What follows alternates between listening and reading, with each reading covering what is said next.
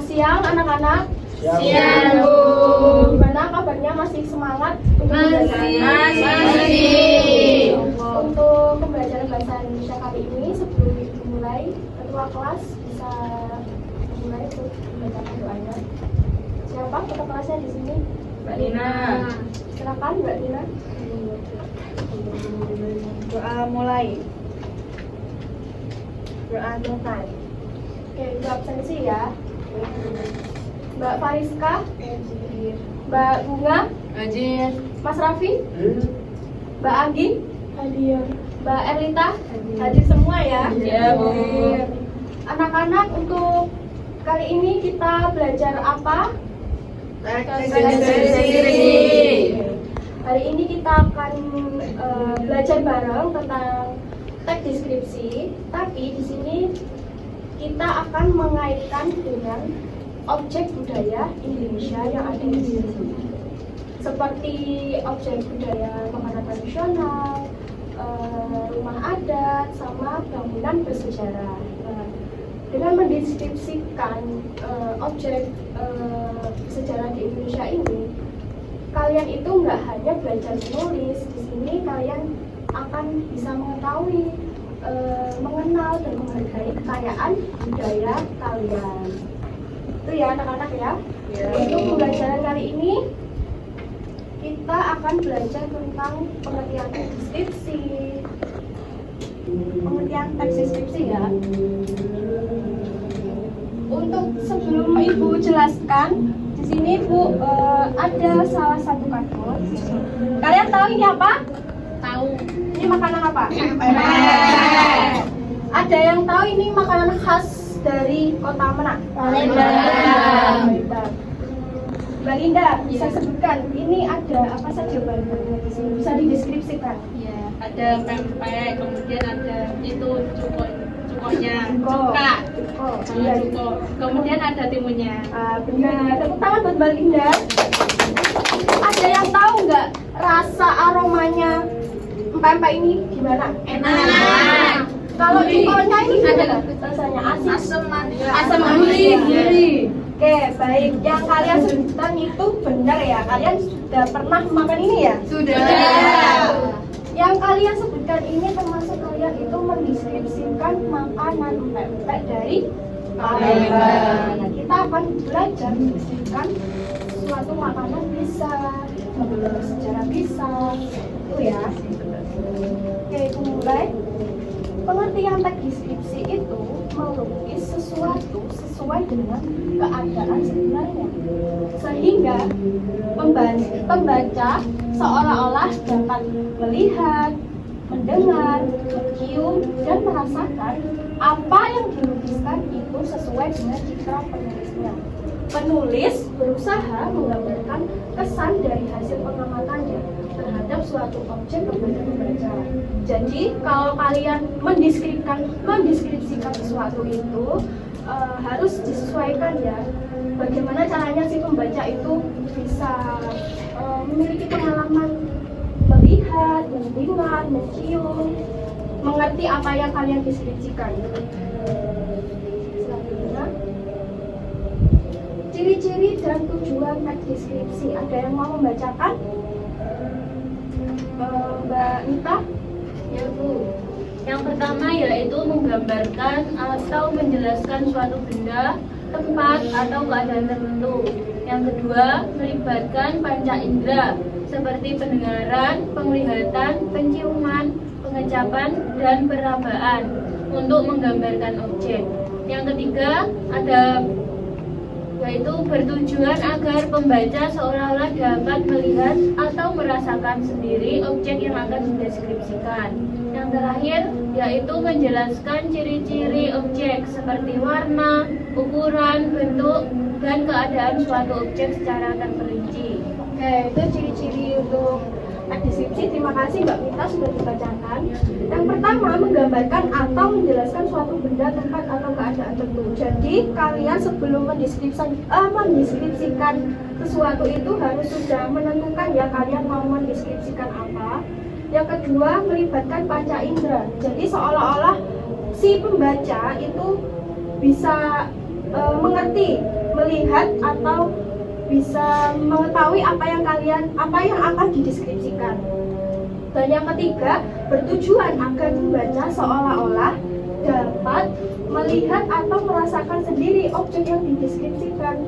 Jadi kalau mendeskripsikan itu bisa melalui dari bentuknya, jadi seolah-olah bisa melihat, bisa dari ciri-cirinya, warnanya. Jadi disebutkan warnanya kayak pempek ini coklat, ada timunnya hijau, ada sausnya kecoklatan, begitu ya.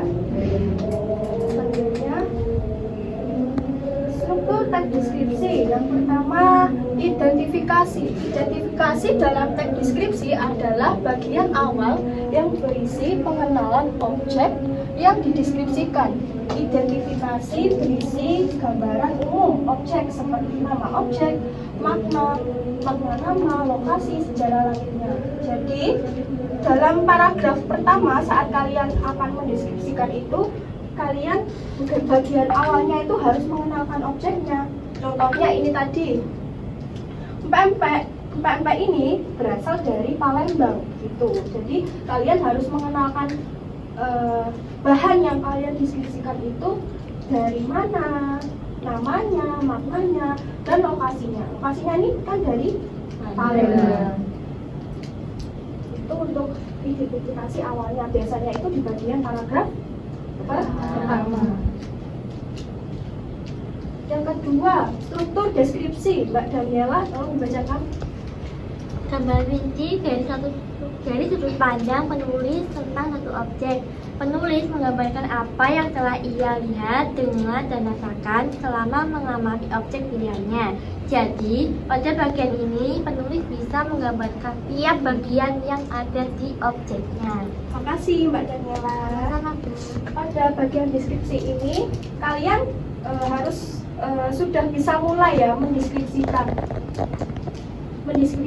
apa yang kalian deskripsikan. Contohnya pada makanan seblak. Nah, kalian bisa deskripsikan itu ada apa saja, bahan-bahannya, rasanya, teksturnya. Begitu juga tidak hanya makanan, tapi juga tempat bersejarah yang kalian deskripsikan nanti. Itu kalian sebutkan ada apa saja objeknya, warnanya, suasananya, itu juga bisa kalian deskripsikan. Itu ya deskripsi. Biasanya deskripsi ini bagian dari paragraf kedua ya. Oke, yang terakhir penutup atau simpulan berisi kesan umum penulis pada objek yang dideskripsikan. Bagian ini itu bersifat opsional ya, artinya itu boleh ada, boleh atau tidak di bagian paragraf akhir pada teks deskripsi. Nah, ini contoh teks deskripsi ya. Ada yang mau bisa bacakan? Mbak Sadia? Ya. Oke, rujak cingur kuliner khas Surabaya merupakan hidangan yang memadukan rasa pedas, manis, dan asam dengan aroma khas cingur yang kuat. Kuliner ini menjadi salah satu ikon kuliner Surabaya yang digemari oleh banyak orang. Oke, terima kasih Mbak Sadia. Nah, pada struktur identifikasi ini, penulis menjelaskan rujak cingur ini dari khas Surabaya, hidangan yang memadukan rasa yang pedas dan manis, asam. Kalau bagian deskripsi ini, penulis menjelaskan apa sih isi dari rujak cingur ini dan rasanya bagaimana, cara membuatnya bagaimana, dan penutupnya ini opsional ya. Oke, untuk selanjutnya bisa dibacakan yang Ibu share di handphone. Mbak Ina. Museum Purba Sangiran. Salah satu objek wisata menarik di Kabupaten Sragen adalah Museum Sangiran yang berada di dalam kawasan Purba Sangiran. Purba tersebut terletak di Depresi Solo di kaki Gunung Lawu, kurang lebih 17 km dari kota Solo. Kehadiran Sangiran merupakan contoh gambaran kehidupan manusia masa lampau karena situs ini merupakan situs fosil manusia purba paling lengkap di Jawa. Luasnya mencapai 56 km persegi yang meliputi 3 kecamatan di Kabupaten Sragen, yaitu Kecamatan Gemolong, Kalijambe, Kluku, serta 1 kecamatan di Kabupaten Karanganyar, yaitu Kecamatan Gulangrejo. Terima kasih Mbak Rina. Dari bacaan yang Ibu share tadi, ada yang bisa menyebutkan bagian identifikasi paragraf pertama, pengenalan dari objek museum. Yang bagian mana? Yang bisa mau menjawab? Paragraf pertama.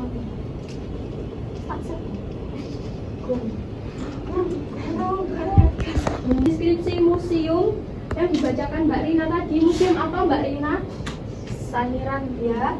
Ada yang bisa mengidentifikasikan bagian struktur identifikasi paragraf pada bagian yang pengenalan objek. Ada yang mau menjawab? Nanti Ibu kasih nilai. Silakan angkat tangan. Mbak Linda silakan. Bagian pengenalan objek yaitu Museum Purba Sangiran adalah museum arkeologi yang terletak di Sragen, Jawa Tengah. Museum ini terkenal sebagai tempat penting untuk mempelajari sejarah manusia purba di Indonesia. Oke, benar sekali. Tepuk tangan buat Mbak Linda. Ya, kalau Ibu tadi jelaskan itu bagian awal paragraf ya, menjelaskan di mana dan menjelaskan secara umum bagian yang didiskusikan museum itu. Sekali lagi Bu mau nanya bagian deskripsi, bagian detail fisik maupun panca inderanya dari museum itu tadi. Ada yang bisa mau menjawab? Mbak Aan mungkin.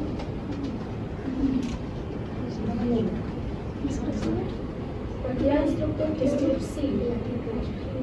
Museum ini memiliki bangunan besar dengan ruang pameran yang rapi. Di dalamnya terdapat fosil manusia purba, fosil hewan, alat-alat batu, serta diorama yang menggambarkan kehidupan zaman dahulu.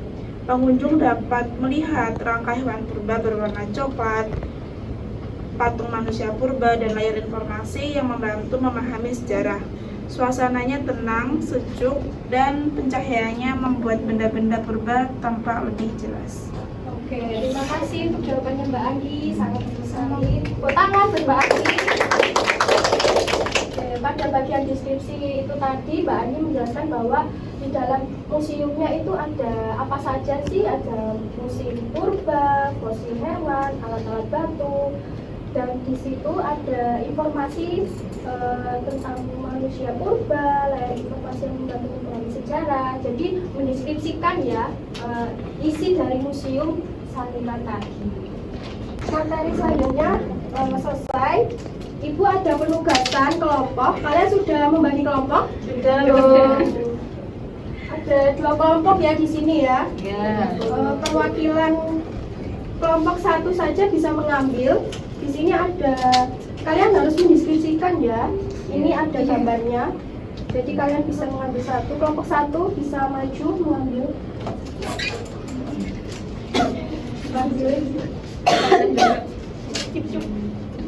Sudah, silakan. Kelompok 2.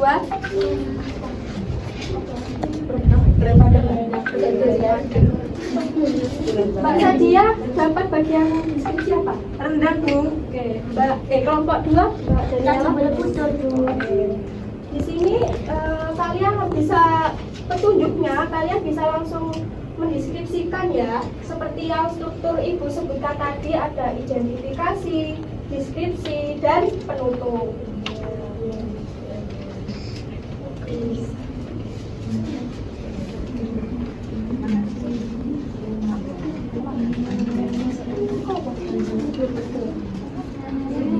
Ibu kasih waktu 10 menit cukup tidak? Cukup Bu. Dikerjakan ya secara berkelompok, jangan ada yang ramai. Kalian harus mengerjakan secara sungguh-sungguh. Tunggu ya. Tidak Bu, sudah hampir selesai.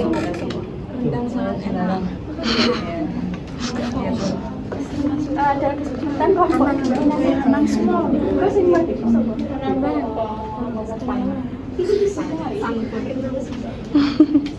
Oke, anak-anak sudah selesai belum? Sudah Bu. Ada yang bertanya, mungkin ada kesulitan dalam mengerjakan? Sudah. Sudah ya. Ada yang sudah siap maju. Kelompok 2 mungkin Saya bisa maju. Silakan Mbak Daniela. Mbak Daniela mendeskripsikan apa? Candi Borobudur, Bu. Oke, bisa dimulai untuk mendeskripsikan. Silakan dibacakan. Oke. Gambar ini menunjukkan Candi Borobudur, yaitu candi Buddha terbesar di Indonesia yang terletak di Magelang, Jawa Tengah. Candi ini merupakan salah satu peninggalan sejarah yang sangat terkenal. Candi Borobudur berbentuk bertingkat seperti piramida raksasa. Bangunannya tersusun dari batu berwarna abu-abu gelap. Dindingnya dipenuhi relief yang menggambarkan kehidupan pada masa dahulu. Di bagian atas terdapat stupa besar dan banyak stupa kecil yang berjejer rapi. Suasana di sekitar candi tampak hijau dan sejuk karena dikelilingi pepohonan dan pegunungan. Candi Borobudur menjadi simbol kejayaan budaya dan ilmu pengetahuan bangsa Indonesia pada masa lampau. Candi ini juga menunjukkan nilai religius masyarakat Buddha.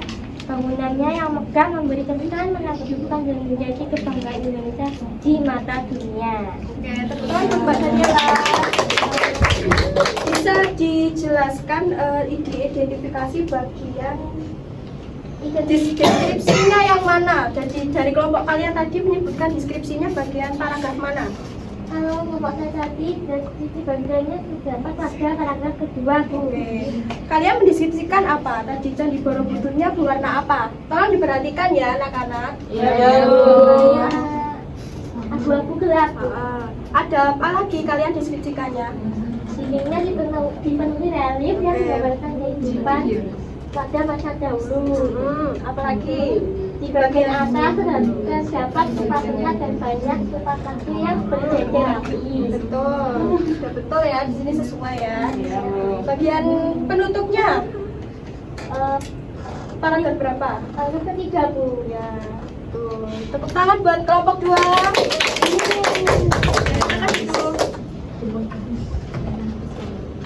Oke, sekarang Ibu mau nanya, di lingkungan kalian yang paling kalian sering lihat itu budaya di lingkungan kalian yang sering kalian lihat itu apa? Yang ingin kalian ceritakan?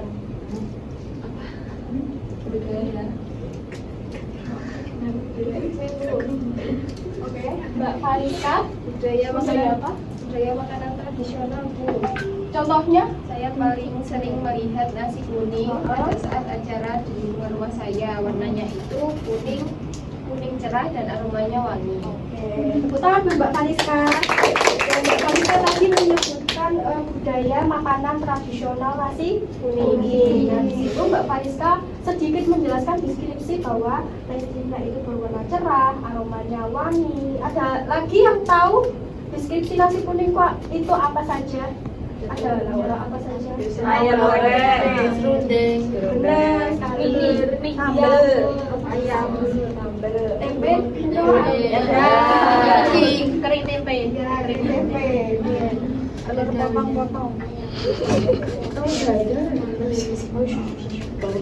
Baik, untuk pembelajaran teks deskripsi saat ini, Ibu rasa kalian sudah cukup paham ya anak-anak ya? Ya. Untuk pembelajaran kali ini, Ibu akhiri. Sebelum berakhir, bisa ketua kelas untuk membacakan doa. Doa mulai. Doa mulai. Oh ya, anak-anak, pertemuan selanjutnya kelompok 1 bisa mempresentasikan hasilnya ya. Ya, Bu. Ibu akhiri ya anak-anak. Cukup sekian. Mohon maaf jika ada salah kata atau perkataan dari Ibu atau kurangnya lantang suara Ibu karena sakit. Ya, Bu. Wassalamualaikum warahmatullahi wabarakatuh. Waalaikumsalam warahmatullahi wabarakatuh.